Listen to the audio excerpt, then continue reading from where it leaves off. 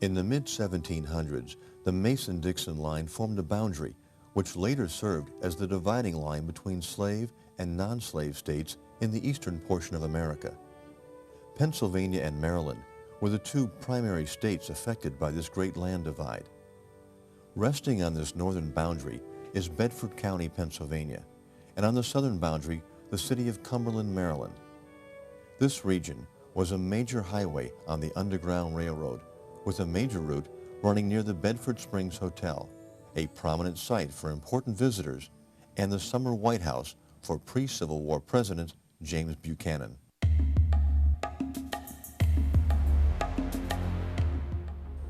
Slavery existed and had constitutional recognition and sanctions, as slaves were considered property. If a slave ran from the South into southern Pennsylvania, handbills offering a reward were circulated and posted in public places. As in other border counties, there were watchful men in Bedford County who were more than willing to capture runaways for the reward.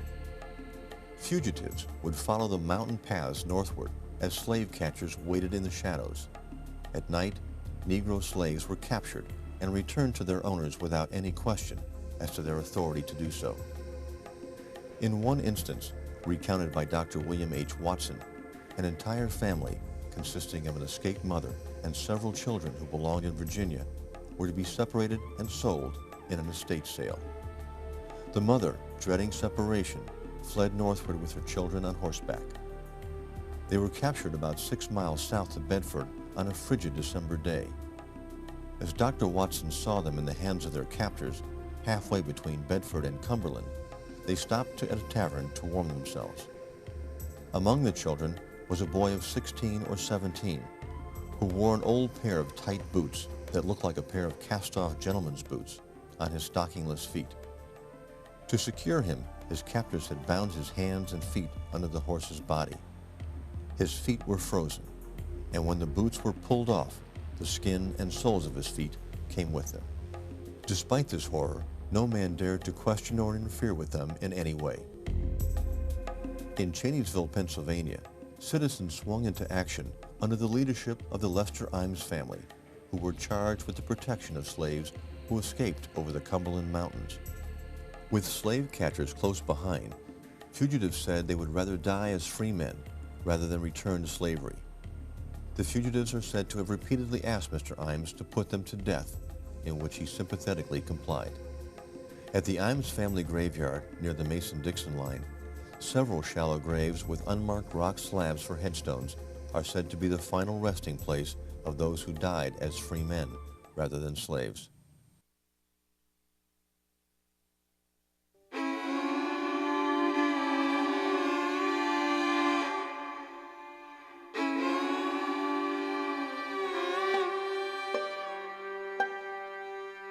In Bedford County, as well as Cumberland, Maryland, coal was king, as both areas played an important role in supplying the nation's capital with its chief energy source. Saxton and Broad Top were rich coal regions which kept the area alive with action, as a vast network of telegraph stations and railroads were created to facilitate the coal shipments. In 1860 alone, nearly 188,000 tons of coal were transported via this system. Iron ore also played an important part of the economy in adjoining Blair County to the north. It was a young Army officer named Thomas Jefferson Rodman who recognized and developed the valley's most important commodity.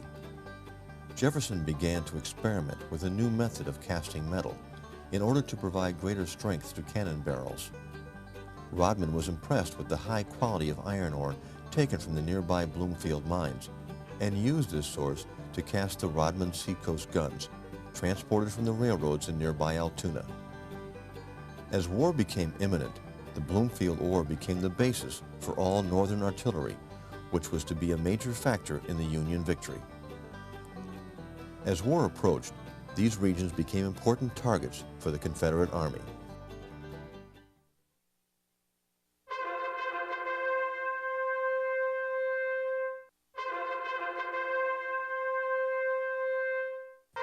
When war was declared in 1861, many Bedford and Blair County men rallied to the call. Henry Beck and Oliver Hollingshead joined the 22nd Pennsylvania Cavalry. Simon, Ed, and Frank Gump enlisted in various Union regiments, along with Simon Kegg and Ted Stuckey, who enlisted with the 101st Pennsylvania Volunteer Infantry. Sam Stuckey bore arms against the rebels as young Ted Stuckey enlisted as a drummer boy. In Blair County, Jacob Higgins, a self-educated man and a veteran of the Mexican War, held rank as a colonel in the Pennsylvania militia. In 1861, Higgins responded to the call for volunteers by Pennsylvania Governor Andrew Curtin. A year later, Higgins began efforts to recruit men for the 125th Pennsylvania Volunteer Infantry.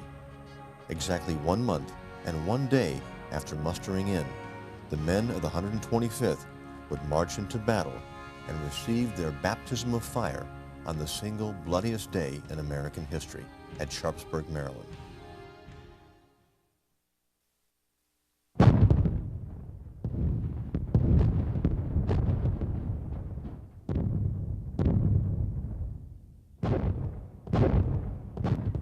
On September 17, 1862, the 125th saw action in the worst fighting on the Federal right wing during the morning's first phase of battle. 12th Corps Commander General Joseph Mansfield was struck with a bullet to the chest while sitting upon his horse. Higgins's men carried the mortally wounded Mansfield off the field and into the care of the 10th Maine Regiment. Later in the morning, Higgins was also with General Joseph Hooker when he was struck in the foot and taken off the field. As Higgins and his men were later ordered to the West Woods near the Dunkard Church, his regiment spearheaded the advance far ahead of the Union lines with no reinforcements in sight. Higgins had to decide whether to advance or retreat. He stood in front of his troops, hatless, arms folded, assessing the situation. His demeanor could have been interpreted as disrespectful, and any one of the rebels could have shot Higgins dead. General John B. Gordon of the 6th Alabama told his troops, "Don't shoot that man."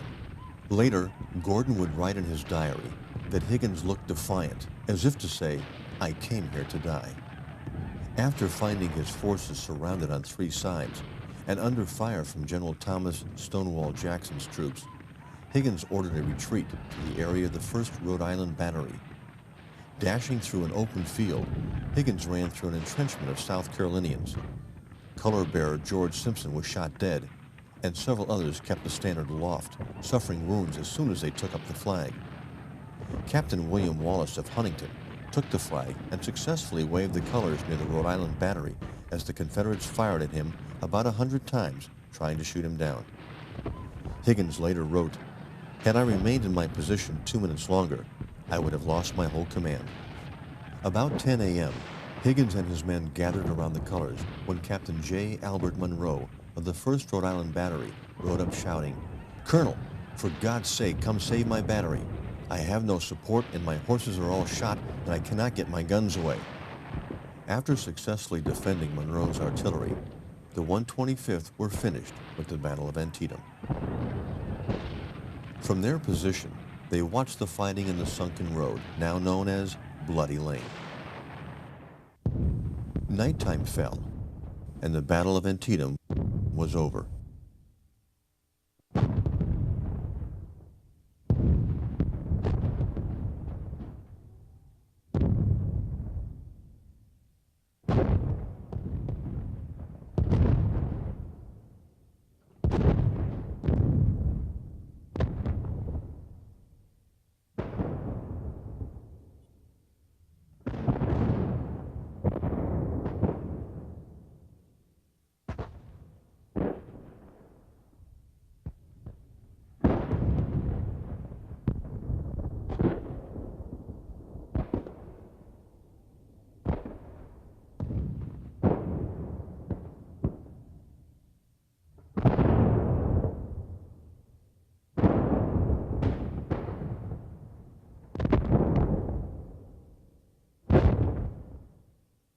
Later in life, Higgins would fight that battle over and over again to defend the honor of his men.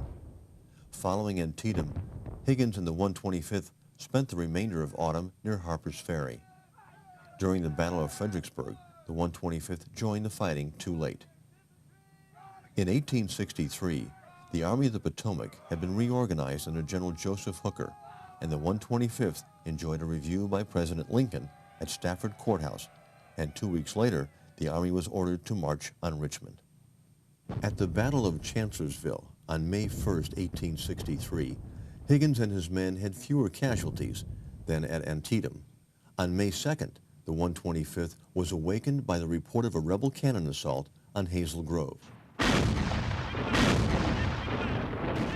General George Sears Greene of the 3rd Brigade ordered the 125th to advance on the Chancellor's house, which was ablaze, and the Confederates were gathering for another attack. As a staff officer of the 12th Corps ordered a withdrawal, the men of the 125th looked back and witnessed the enemy ransacking the possessions they had abandoned in their former entrenchments. Mustered out of the Army, with their term expired 7 days later, Jacob Higgins and his men returned home to Bedford, Blair, and Huntingdon counties. Of the 700 men on active duty at the beginning of the war, the 125th suffered 51 killed and 91 severely wounded. But the war was not yet over for these men.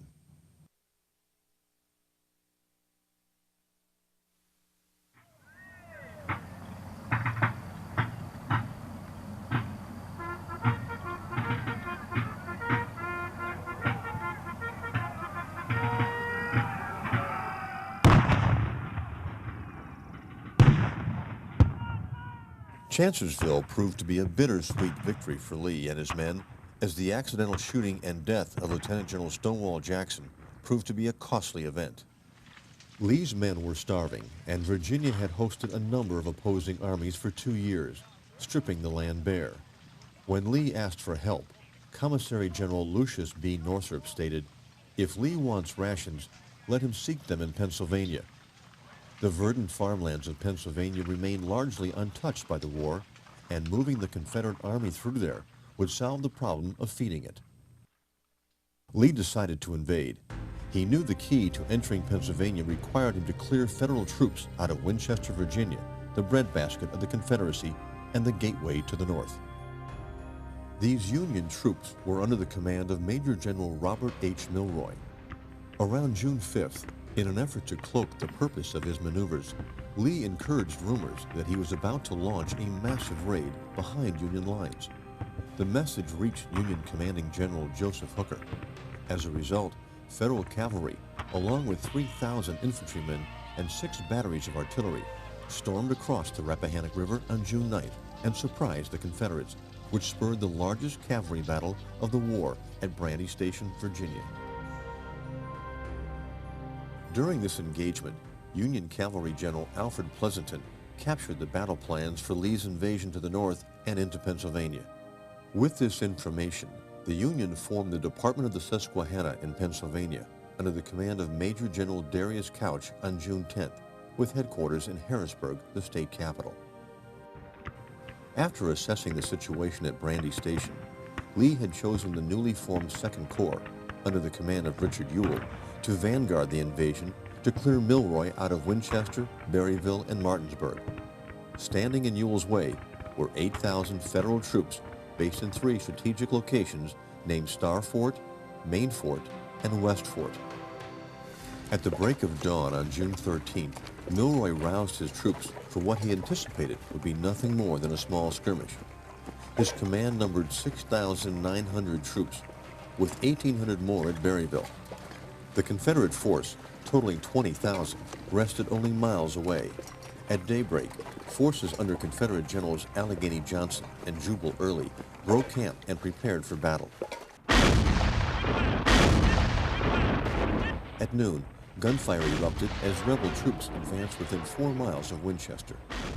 Milroy rushed 2 detachments out to meet their foe. The first parties were commanded by Colonel William Ely, with his 18th Connecticut, 87th Pennsylvania, 5th Maryland, and the 2nd Pennsylvania Cavalry. The 2nd detachment was commanded by Brigadier General Washington Elliott. Sometime after 2 p.m., Colonel William Kiefer's 110th Ohio, aided by the 12th Pennsylvania Cavalry, commanded by Colonel Lewis Pierce, collided with enemy forces near Kernstown. Meeting light resistance there, Elliott became convinced that the main body of the enemy was elsewhere. Milroy directed Elliott to fall back to Abraham's Creek, a position that would reinforce Ely on the Front Royal Road and defend the fort. Before Ely could comply, enemy forces under General Jubal Early appeared, advancing in double lines on either side of the Valley Turnpike. Federal artillery blasted the Southerners with cannon fire, stopping the advance. Thunderous booms rolled across the landscape at Winchester. A Confederate division under General Robert Rhodes moved forward, taking Berryville. About 2 miles from the Appoquon Creek, Confederate cavalry under Albert Jenkins met the Federal rear guard of the 1st New York Cavalry under Captain Alonzo Adams.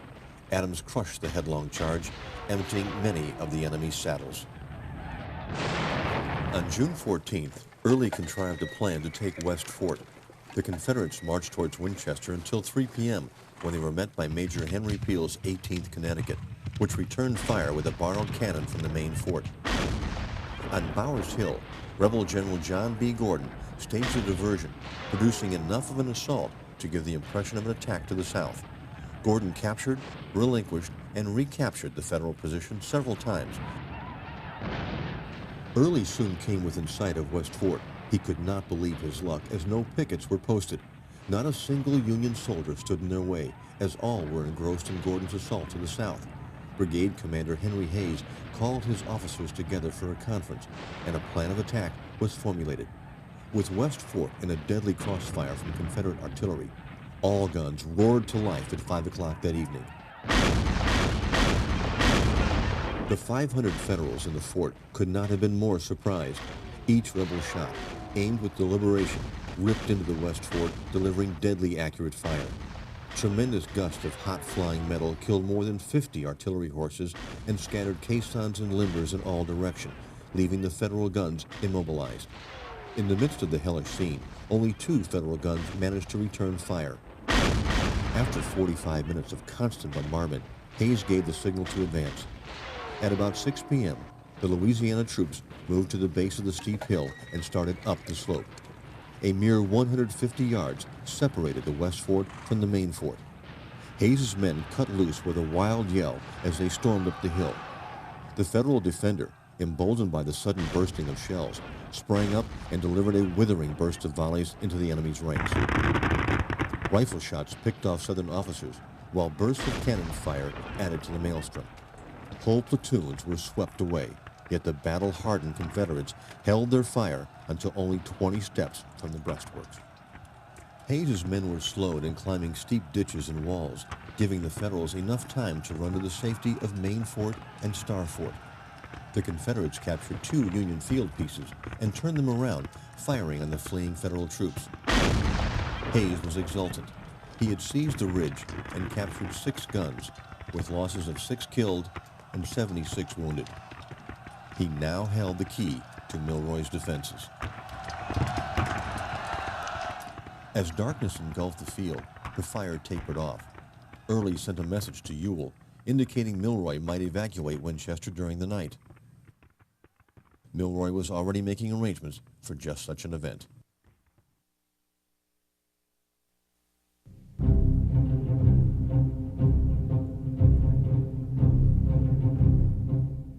At midnight, Union General Daniel Tyler, in nearby Martinsburg, Virginia, sent a dispatch to the telegraph office relaying the news to Major General Robert Schenck, Milroy's superior, that Ewell's corps surrounded Winchester. The commander at the Federal garrison at Harper's Ferry relays intelligence that General Lee is on his way to drive Milroy out of Winchester. Schenck immediately prepared orders for Milroy to fall back to Harper's Ferry. As more information started coming in from Winchester, the telegraph line broke down. Federal High Command monitored the developments, learning that Martinsburg, Virginia had been taken by Jenkins' Confederate cavalry. Army Chief Henry Halleck, exasperated by Schenck's failure to recall Milroy from Winchester, fired a strong warning to Schenck in Baltimore, stating, "Unless there are more prompt obedience to orders, there must be a change of commanders." Lincoln made his own entreaty. Get General Milroy from Winchester to Harper's Ferry if possible. He will be gobbled up if he remains, if he has not already passed salvation. Lincoln then contacted General in charge of the Army of the Potomac, Joseph Hooker, asking, "Do you think it possible that 15,000 men of Ewell's corps could now be at Winchester? Several hours passed with no response. Lincoln sent another telegraph asking Hooker to break Ewell. Hooker responded, "Has anything further been heard from Winchester? Will the President allow me to inquire if it is his opinion that Winchester is surrounded by rebel forces? I do not feel like making a move for an enemy until I am satisfied as to his whereabouts. To proceed to Winchester and have him make an appearance elsewhere would subject me to ridicule." With the tone of Hooker's dispatch, Lincoln and Halleck concluded that no immediate help would be forthcoming. With the telegraph at Winchester still inoperable, Milroy had no way of knowing his predicament. With the Confederates holding Main Fort and Star Fort, Milroy knew that remaining in Winchester meant certain destruction. Surrounded by the enemy, low on ammunition and rations, and close to exhaustion after just one day of fighting, Milroy called his commanders for a council of war. Surrender was unpalatable. Retreat appeared to be the only option. Milroy decided the direct route to Martinsburg, Virginia was best. Milroy issued orders to avoid making excess noise, dump artillery rounds, abandon the wagons, and spike the guns, a method to make them inoperable to the enemy. Only horses and mules would be brought off. A steady withdrawal from Winchester would be carried out at 2 a.m. on June 15th. The 12th Pennsylvania Cavalry, led by Colonel Lewis Pierce, would form the advance guard, followed by Elliott and Ely's brigades. Lieutenant Alonzo Adams, with the 1st New York Cavalry, brought up the rear guards. The Confederates anticipated the move. Ewell directed General Allegheny Johnson to position his division to cut off the Martinsburg Pike south of town. Early would storm the fort at dawn in the event Milroy decided to stay put.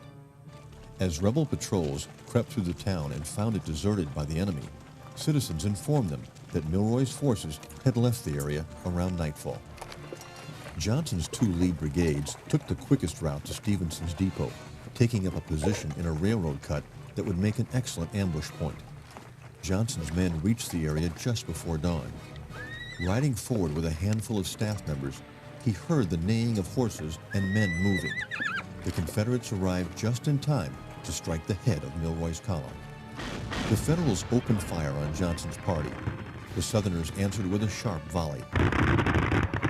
Pierce's 12th Pennsylvania Cavalry panicked with the flash of the Confederates' line of muzzle blast, spurring their horses and riding off the field without a fight. Elliott, at the head of the Federal column, realized the entire division was on the verge of being cut to pieces. After sending a courier to warn Milroy, he seized the initiative to pin down the enemy, allowing the rest of the division to pass on the Martinsburg Pike. The rebels, declaring their presence with the report of 2 artillery guns well placed on the bridge, ripped huge gaps in the enemy's ranks with blasts of canister. Another Confederate battery on the ridge behind the railroad cut added their weight to the deadly barrage. Even so, the Federals advanced to within 20 paces of the railroad cut, showing no sign of wavering. Great sheets of musket fire filled the air as the 2 armies battled. Kiefer's 110th Ohio threatened to engulf the Confederate right flank. At this critical juncture, 3 Louisiana regiments arrived on the scene and extended the line, driving the Federals back. Sensing he was on the verge of a breakthrough, Elliott organized his weary troops for yet another charge. Then he sent the 110th and 122nd Ohio into the maelstrom, keeping the 123rd Ohio in reserve. The Federals focused their fire on the bridge and mass of infantry in the railroad cut. With the rebel forces down to their last cartridges, the gunners on the bridge swept the road with grape shot to the left and to the right, firing over the heads of their comrades in the railroad cut. With their fire smashing the resistance, the Ohioans withdrew. Milroy reached the battlefield during Elliott's 3rd charge and personally took command of the 2nd Brigade, bypassing Ely and issuing orders directly to the regiment. At the exact moment when coordination between commands might have saved the division, Milroy injected a sense of confusion that hastened its destruction. Throwing the 87th Pennsylvania into the Confederate right, Milroy placed the 18th Connecticut into the fray for support. The smoke on the battlefield was thick, along with the darkness of the morning restricting visibility. Unable to distinguish friend from foe, the 18th unleashed a murderous barrage into anything that moved. which turned out to be the 87th Pennsylvania. The 87th lost formation and scrambled back. Fortunately, Milroy realized his fatal error and rode forward to stop the deadly fire before it could do more damage. Milroy ordered Elliott to disengage his 1st Brigade and strike out to the Harper Ferry Road. Elliott looked around for the 123rd Ohio. It had vanished. Assuming that Milroy had directed the regiment to withdraw, Elliott set off for the Martinsburg Pike. Meanwhile, the 5th Maryland and the 18th Connecticut linked up with the rest of the formation, making the front 4 regiments strong enough to overlap and flank the Confederate lines. Milroy galloped back and forth in preparation for the assault. An exploding shell ripped into Milroy's horse, and the general was thrown to the ground, spraining his left hip. Unable to continue, Milroy relinquished his command to Colonel Ely. In the meantime, young officers dashed madly in all directions, adding to the confusion. Without Milroy to coordinate movement, the 2nd Brigade slowly disintegrated. Many decided to follow Elliott's retreating brigade. At the exact moment when one more push might have broken the Confederates, Milroy watched his battle line slowly melt away. Deciding the time for total withdrawal had come, Milroy ordered Ely to break off his charge. In the confusion, word failed to reach the 18th Connecticut. The regiment advanced, not knowing it was alone. When they reached the railroad cut, the Confederates popped up and delivered a volley at point-blank range. 30 Federals fell dead or wounded. The men retreated in disorder. While Milroy's division destroyed itself, the Confederate commander believed his own force faced imminent disaster. Johnson spotted Elliott's column heading north on the pike and mistook the retreat for another attempt to turn his flank. The Southerners had exhausted their ammunition, and another Federal charge would prove fatal. At that moment, the Stonewall Brigade arrived on the field. Due to the intense smoke and fog, the Confederates had no idea what lay ahead.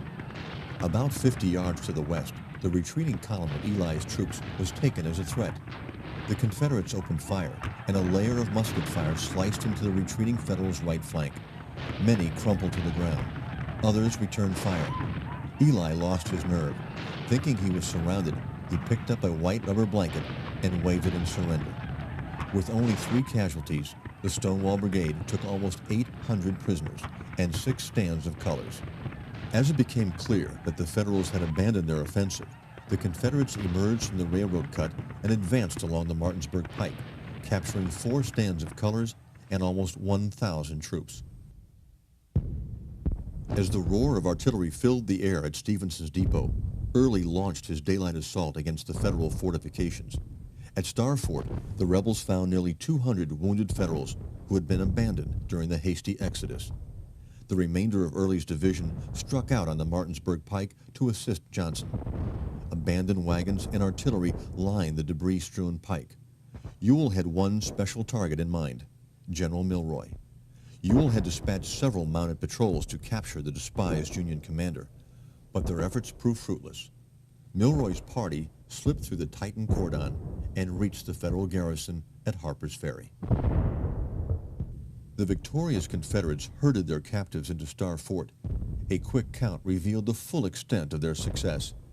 Milroy later reported 4,443 casualties. The Confederate losses were 47 killed and 219 wounded, with 3 missing. Ordnance officers unspiked the captured Federal artillery as 4 20-pound Parrott, 17 3-inch rifled guns, and 2 24-pound howitzers were returned to service in short order. Additional spoils of war included 300 loaded wagons with an equal number of horses and a large amount of quartermaster and commissary stores. Word of victory reached Lee at his headquarters in Culpeper. Thanks to Ewell, the rich farmland of Pennsylvania beckoned the hungry army of Northern Virginia. The invading Southern Army was now free to advance into Pennsylvania through Maryland. The invasion was underway.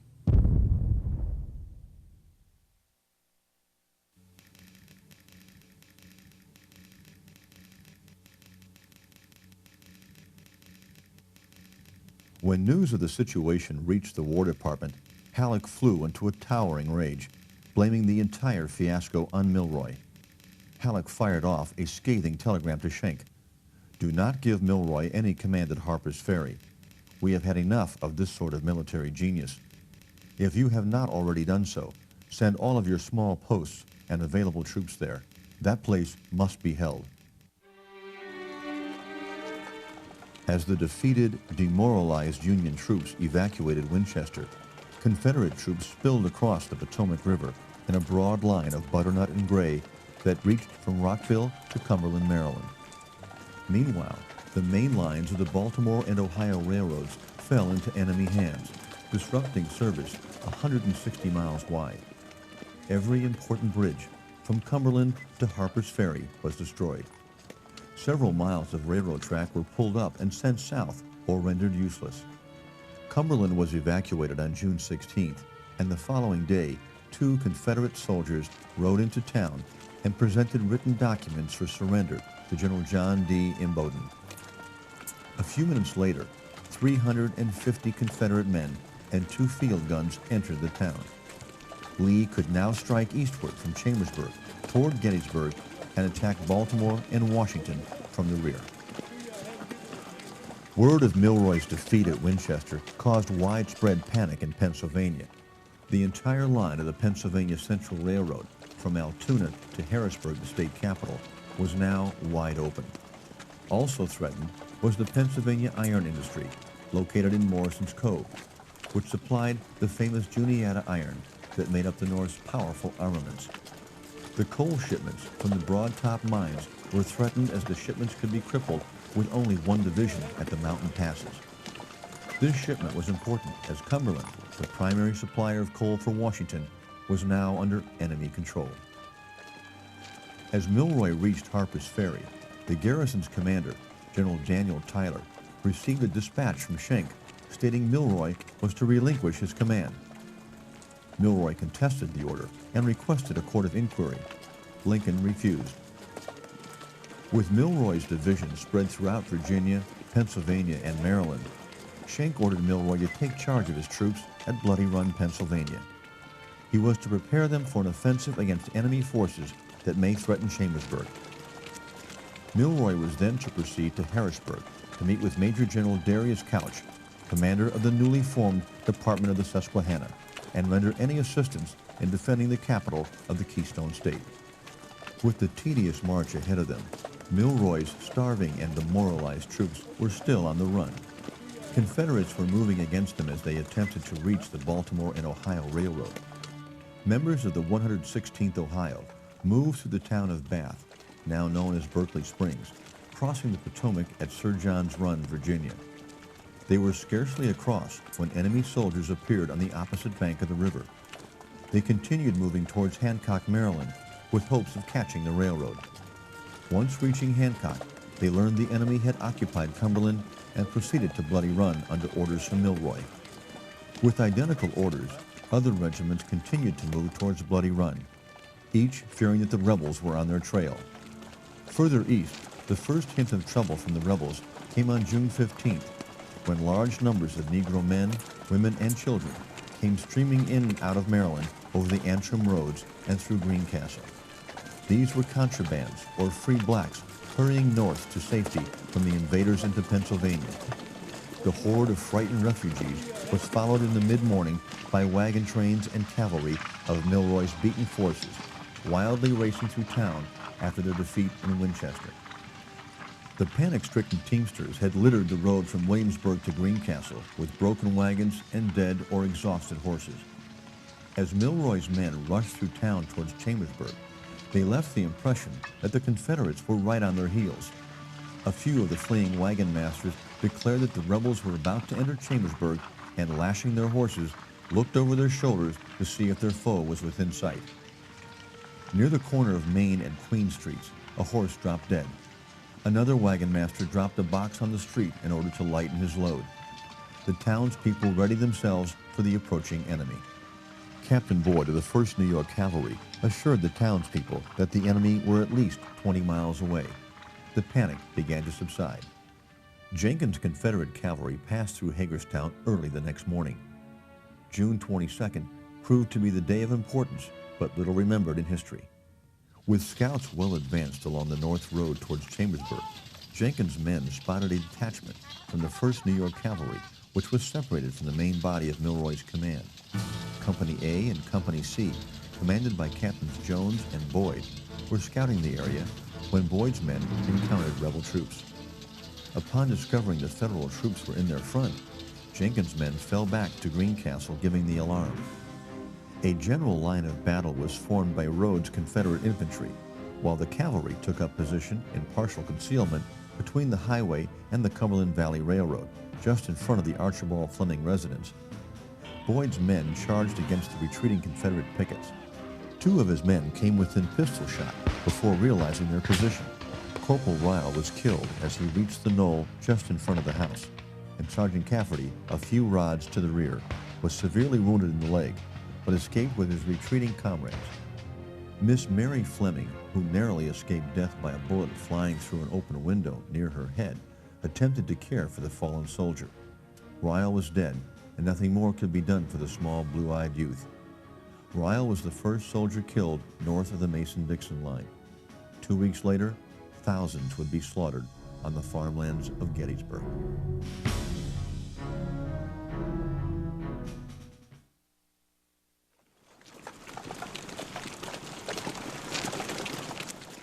Other regiments suffered greatly on the 150-mile march to Bloody Run.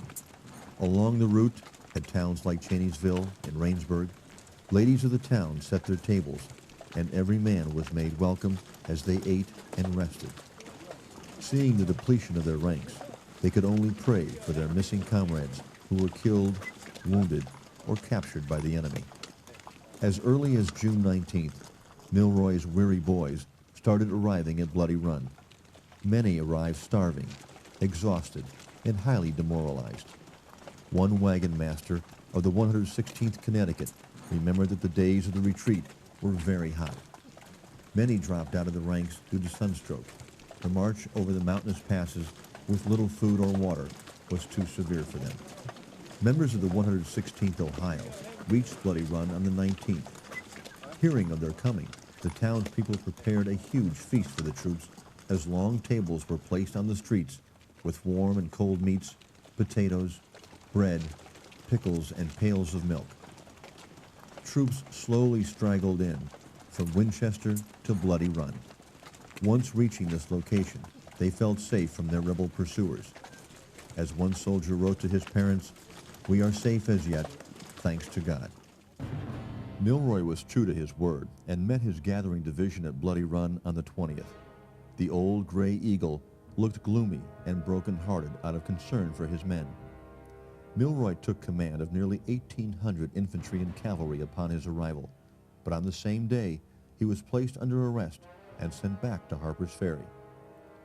Summoned to a court of inquiry called to examine his conduct at Winchester, Milroy was to report at first to General Couch in Harrisburg. On June 21st, Milroy met with Couch, informing him that his scouts spotted 40,000 Confederates entering Hagerstown, Maryland. When later asked by Schenck why Milroy had not been placed under arrest, Couch responded, "He cannot be relieved at this moment."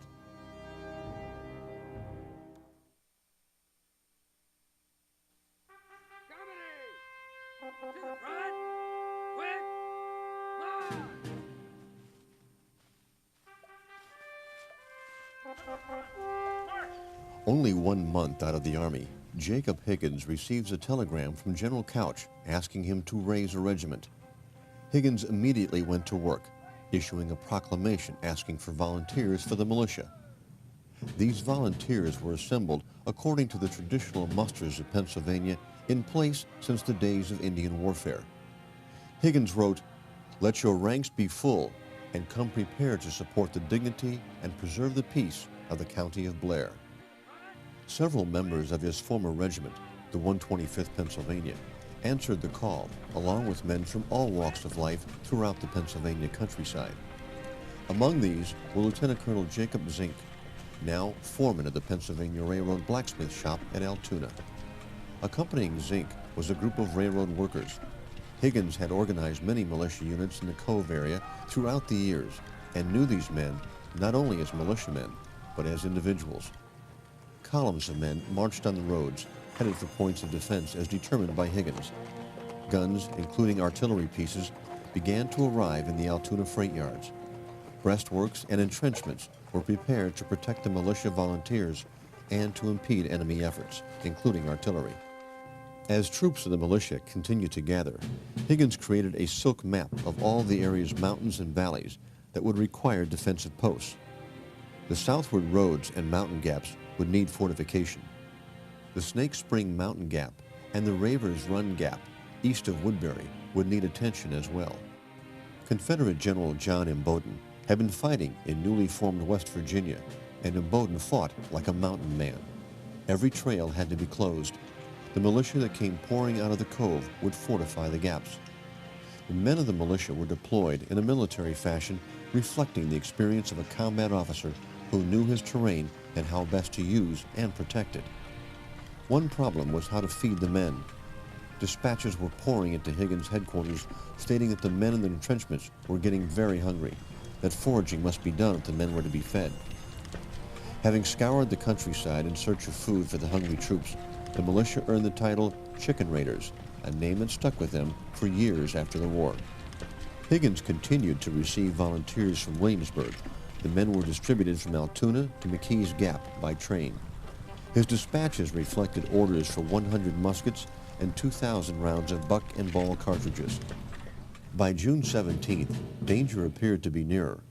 Rumors filled the air, and stragglers from Milroy's cavalry crossed the picket lines of the Cove defenders. The telegraphs churned out reports, some true and some garbled. Lee's divisions were coming up through Maryland into the Cumberland Valley, aimed at Harrisburg. Jenkins's cavalry occupied Chambersburg, and Imboden was ripping out the lines of the Baltimore and Ohio Railroad east of Cumberland. To the left of the advancing Confederates, Imboden imposed the greatest threat.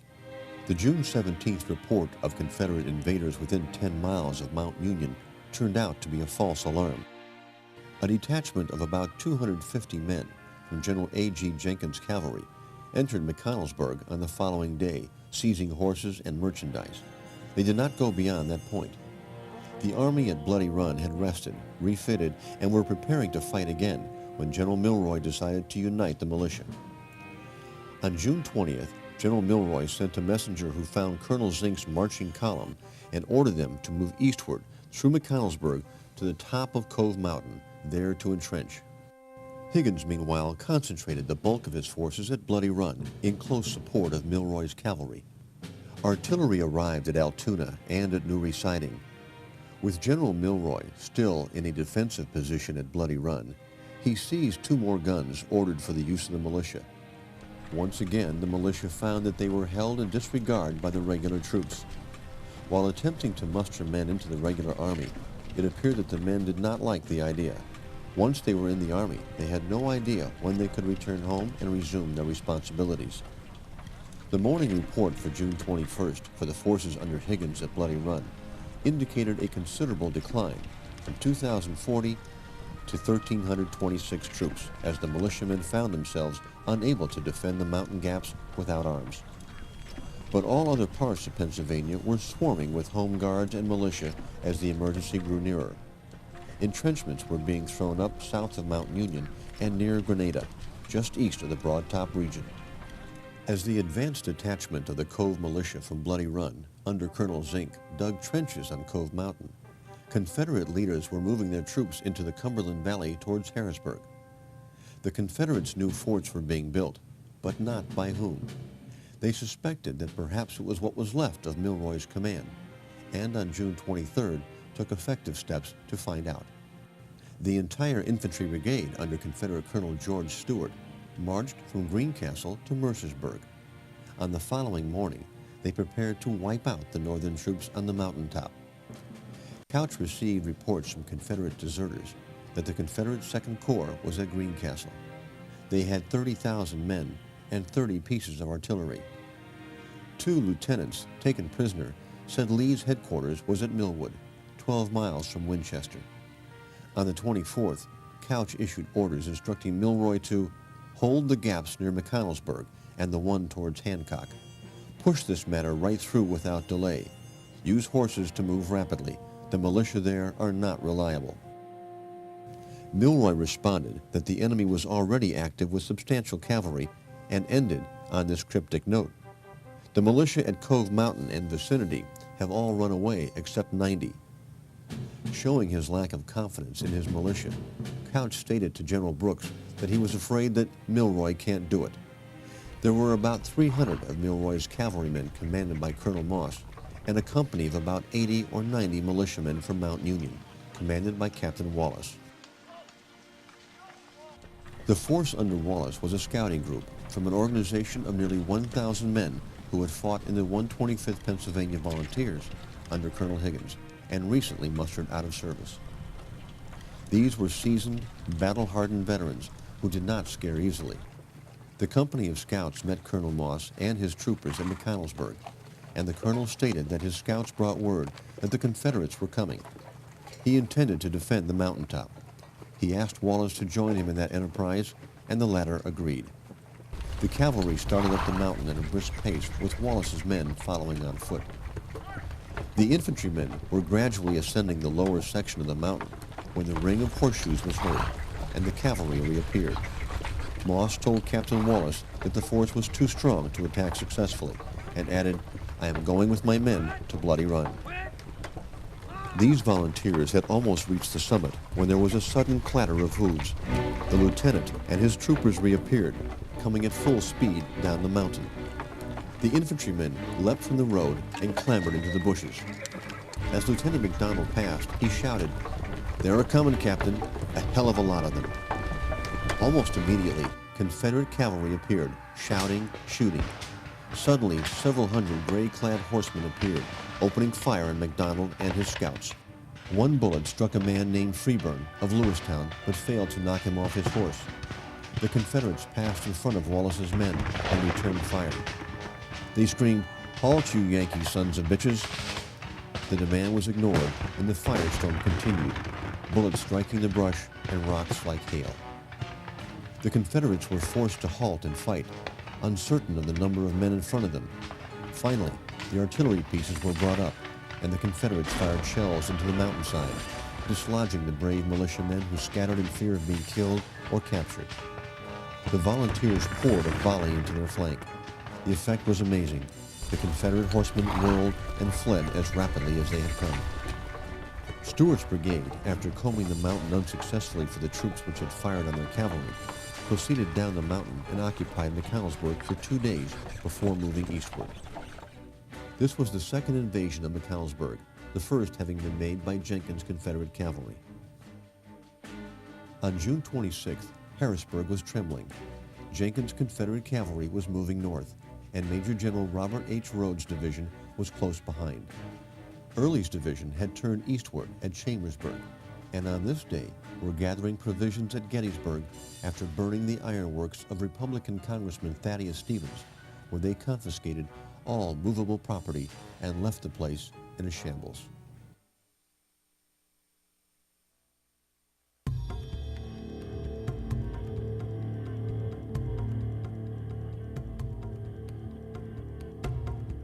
On June 27th, Milroy was permanently relieved of his 2,855 troops and ordered to turn his entire command over to Colonel Lewis B. Pierce of the 12th Pennsylvania Cavalry. The Army of the Potomac was moving northward in masses of infantry and cavalry east of the Blue Ridge. Harrisburg officials knew the Army's position, but wondered if it would arrive in time to save the state capital. The bulk of Imboden's cavalry was at Mercersburg, with various companies drifting in and out of McConnellsburg. Rumors of the enemy's approach had both militia and regulars on alert. Portions of Pierce's 12th Pennsylvania Cavalry were missing, and a scouting party of the 1st New York Cavalry under Captain Abram Jones were sent out to find them. They ran directly into Confederate cavalry. 31 troopers from Company A, 1st New York Cavalry, rode into McConnellsburg at 8:30 the morning of June 27th. The citizens' spirits were buoyed by the sight of cavalry coming from the direction of Bloody Run. As they stopped in front of the Fulton House, a newly recruited company of cavalry, still without equipment, arrived from Mount Union. Reminding his troops to take care, Jones said, "Get on your horses and get to your places." In a moment, they were in a straight line on a slow trot towards the west, the direction from which they had come. Captain Morrow with his company was hurrying toward Mount Union. The rebel cavalry could be heard coming in from the east. In a few minutes, they came up the hill on a small gallop, but slackened at sight of Captain Jones and his trim command, not more than 300 yards off, whose every motion was a step forward toward business. The Confederates came to a dead halt just as the head of the company reached the alley between the Fulton House and Great Head Store. Not more than 30 seconds before this, Captain Jones had wheeled by file, and as the sabers went up, it seemed as if bright sheets of steel, about 2.5 feet wide by 100 long, had been suddenly turned up on its edge, the sight of which struck the rebels with fear and confusion. Just then, a fresh lot of 6 or 8 came over the hill, the commander crying at the top of his voice, "Charge them, Captain, charge them!" On seeing Captain Morrow leaving toward the north, he pointed in that direction with his revolver and said something that could not be heard. At that point, the whole company broke up in a wild dash in retreat, with Captain Jones leading in pursuit. When the top of the hill was reached, one of the captain's comrades fired his carbine at the fleeing rebels, and looking to see the effect, a man 2 blocks ahead came down on his horse's neck. 2 Confederates lay dead along the roadside. 32 prisoners and 34 horses were taken by Jones and his men as they started their trek back toward the mountains. The slain rebels were brought back into town, and their bodies were laid out at the courthouse until coffins were made. After they were prepared, a number of citizens formed a funeral procession, and the bodies were buried where they fell on the Mercersburg Pike. Several brothers of the deceased arrived from among the Confederate forces to witness the sorrowful scene.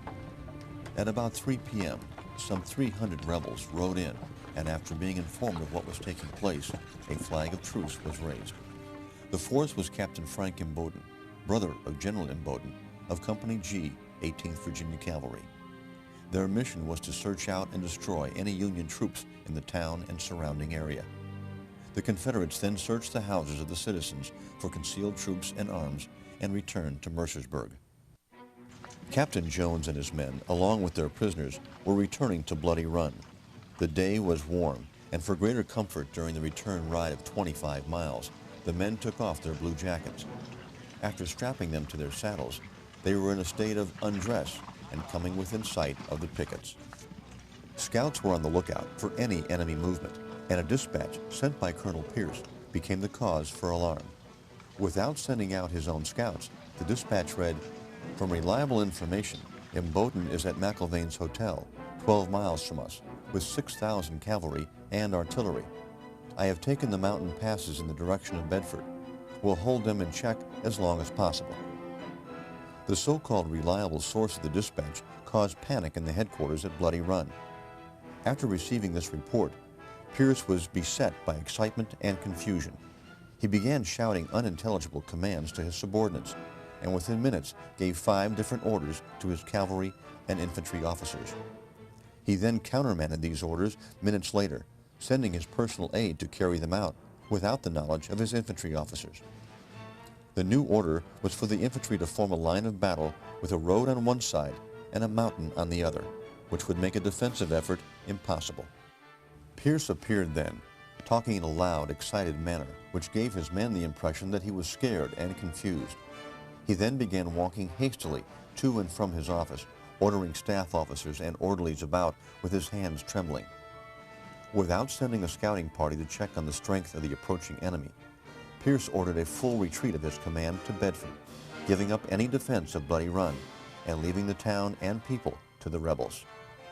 Before the orders were countermanded, approaching forces that had been identified as the enemy were positively identified as Captain Jones, with prisoners taken at McConnellsburg.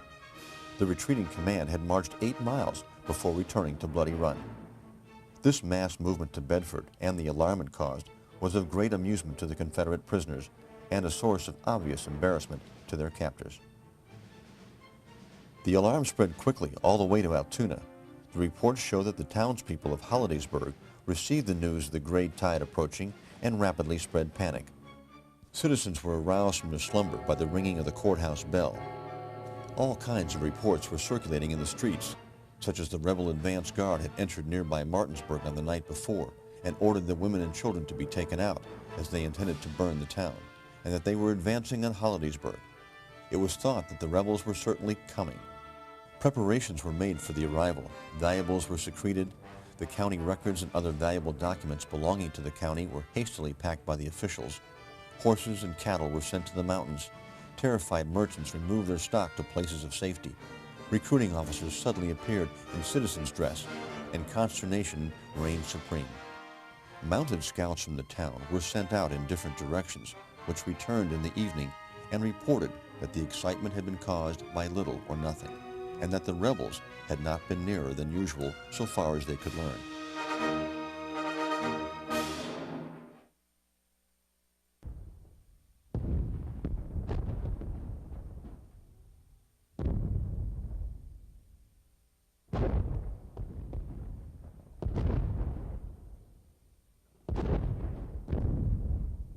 News traveled slowly, leaving Pierce and his men in place at Bloody Run.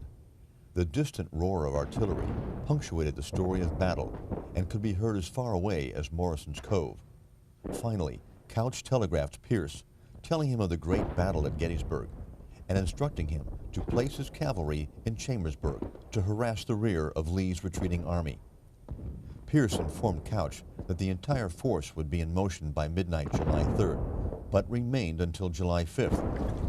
Disregarding his orders, Pierce decided to move his command to the mountain passes near Bedford, determined to hold off Imboden as long as possible. However, Imboden was at Gettysburg, many miles away, retreating with the wounded. Officers of the 1st New York grew impatient, desperate to get into the fight, and suggested joining the Army of the Potomac. Pierce consented. 100 men from each regiment moved eastward and stopped at Mercersburg, where the townspeople fed men and horses liberally. At Cunningham's Crossroads near Greencastle, Jones found the retreating wagons of the Army of Northern Virginia. The train of wagons was so long he could not see either end.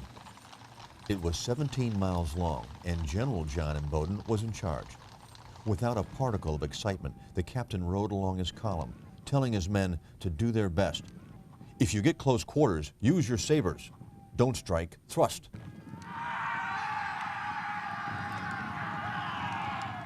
The charging Federals let out a loud cheer as they distributed themselves along the train. They directed the drivers to pull off at the crossroads, and the wagon masters quickly obeyed. The captain arranged his men to make a large show of force facing towards the rear of the train. He waited for the guard to attack, but the enemy didn't seem to know what to do. He waited till he thought prudent, then he and his men galloped away. Wet from the downpour of rain, hungry and weary, the command arrived at Mercersburg about midnight. There, trophies included 134 wagons and more than 600 horses and mules, followed by 645 prisoners and 2 pieces of artillery. 300 of the prisoners were wounded at Gettysburg. Of the captain's men, 3 were killed and a few were slightly wounded, and several had their horses shot out from under them. Colonel Pierce received information that rebel forces were approaching.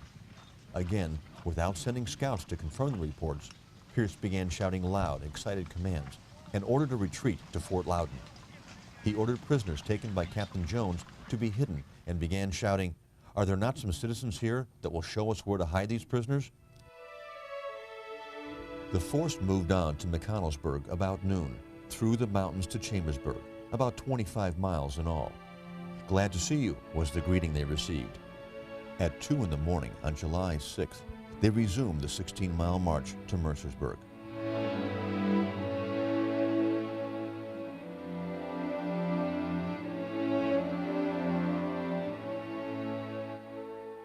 The detachment of Milroy's boys, separated from the Second Battle of Winchester, were now drawing together in high hopes of having a hand in defeating the Confederates before the rebels could recross the Potomac into the safety of Virginia.